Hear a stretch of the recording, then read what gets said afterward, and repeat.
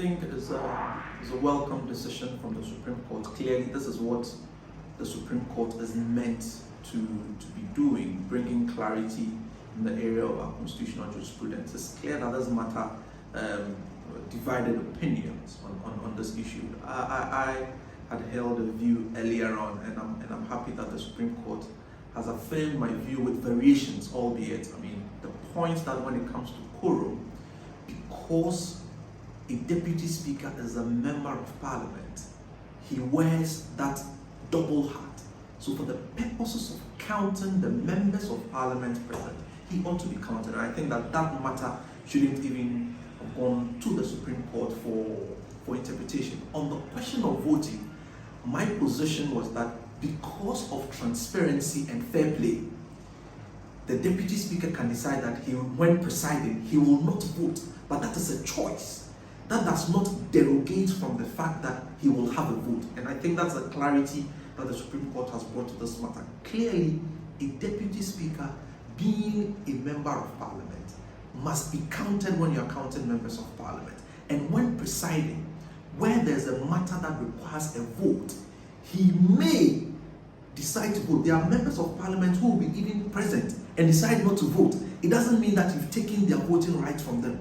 So that right is there, but the person who has that right can decide in the spirit of transparency, fair play, not to exercise that right. That does not mean that the person does not have the right. So clearly, the Supreme Court today has laid the matter to rest. Presiding deputy speakers must be counted. Presiding deputy speakers have the right to vote.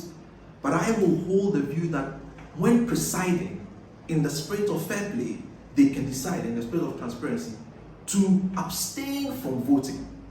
But that does not mean that they don't have the right to vote. I think that this matter also, we are waiting to get the reasons that the Supreme Court relied on to arrive at this conclusion. And clearly, if you look at our constitutional history, there are instances where we've had issues of voting rights for members presiding, and now in Constitution 1992, even though there's lack of clarity, this decision in Abdullahi AG has brought this matter to rest, and I'm hoping that it will improve the corpus of constitutional law, will improve parliamentary democracy, and I think that's the most important thing that this decision has brought to bear at the moment. The politics around it can read meanings into it, but for us as legal academics, our position is that is there ambiguity? Yes.